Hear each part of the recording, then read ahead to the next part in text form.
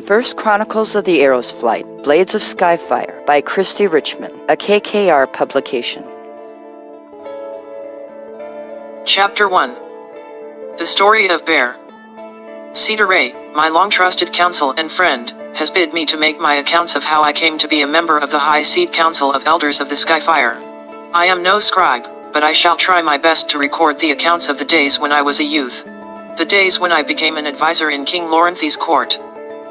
I, of course, came from humble beginnings as so many do. I was born to a farmer just outside the town of Riverdon, which is a well-known human village located in the foothills of the Skyfire Mount, which resides in the Riverlands. I had a glib tongue. Once my father had accused me of talking the sheep out of their wool. My father, a humble farmer, had little use for such talents. I was in my 16th year, during the harvest festival, when I was given the opportunity to go to the Riverlands capital of Sudan. It was the first time I had ever been so far from home. The cobbled stone of the streets of Sudan were adorned in silks and flowers featuring the colors of autumn. The villagers danced about the poles, while warm spices filled my nostrils. Spiced apple mead flowed from casks as large as oxen. It was there, as I took my ease at a table with the bounty of the harvest before me, that I met Dredger, an ambassador in the king's courts. As I watched the maidens spin and twine the silk ribbons of autumn about the town square, he approached me. "Good morrow, my young friend. A fine day for a festival." "Indeed," I responded. He joined me and made small talk of the weather and of course, as any advisor would, he made inquiries of the affairs of Riverdon. He told me he had once resided there. He was old, even then, come to think about it. Yet, he seemed to carry a certain air of vitality. His gray to silvery blue eyes always had a bright glint of cunning in them. It was he who talked me into coming to Sudan and joining the Ambassadors Guild. He agreed to take me on as his apprentice. An honor none would ever expect for a lowly farmer's son. Yet, I at first, refused him. My life would have taken a very different turn, indeed. As you might have suspected, there was a girl who had caught my eye. Eva, the miller's daughter. She had long auburn hair and eyes as green as a newly sprung leaf of spring. It was during that spring that I had invited her to meet and walk in secret with the intentions of asking her to be my wife. She agreed to meet with me at the edge of the forest so that we might go together and take our lunch at the pools. She had brought with her a basket to fill with the berries that grew along the trail. It was there that she met her fate. She must have been so engrossed in the wealth of berries that she missed the mother bear who thought her a threat to her cubs. The whole village heard her screams.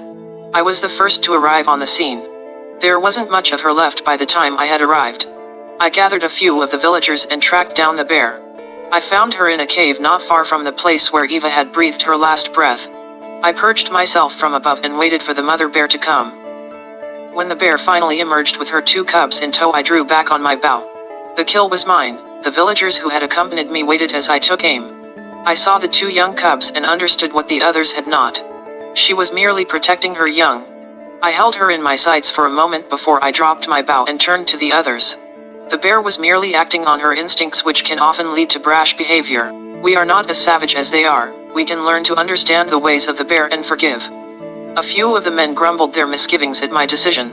I know we seek vengeance, for a deed that would not be understood by the bear. What man among you would not go to such a length as the bear to defend what is yours? Eva wouldn't want the bear's blood spilled on her behalf.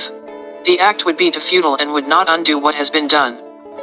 The villagers left me alone to my grief, but honored my decision. Not long after they had gone, I heard a voice come from behind me. "A brave and noble decision, young sire." An elven stepped out from behind a tree where he had been watching the situation in secret. His long brown hair was drawn back from his delicate features by a headdress of silver metal. 2 silver blades crossed at his brow, an indicator of his rank in the elven culture. "My lord," I began with a bow. The elven dismissed the act with a wave of his hand. "Such formalities from one so fair in his decisions will not be accepted, copious synthras of the Riverlands." He smiled warmly and placed a hand on my shoulder. "Such misfortunes are grievous, but not worth extinguishing the life of another. I am Cedar Ray of the Skyfire clan. I hope from this day forth you will consider me a friend." I nodded to him, accepting his offer. It doesn't hurt to have friends within the ranks of the leaders of the elven. Especially considering my newfound intent to forge my destiny in the ranks of the advisors of Sudan. Without Eva, I could not see a future here in Riverdon. Advisors were expected to dedicate their lives to the affairs of state. Hence, one was expected to take a vow of chastity. Cedar Ray looked out over the field and watched as the mother bear ate berries while her cubs played. I shall send word to Advisor Dredger that you have won the full support of the Skyfire clan in your endeavors to become trained as an ambassador. May you continue to judge as fairly as you did this day, my friend. With that he turned and left the way he had come. After few months of grieving, I sent a raven to Sudan with word of acceptance to Dredger's offer. He was delighted to receive me a fortnight after.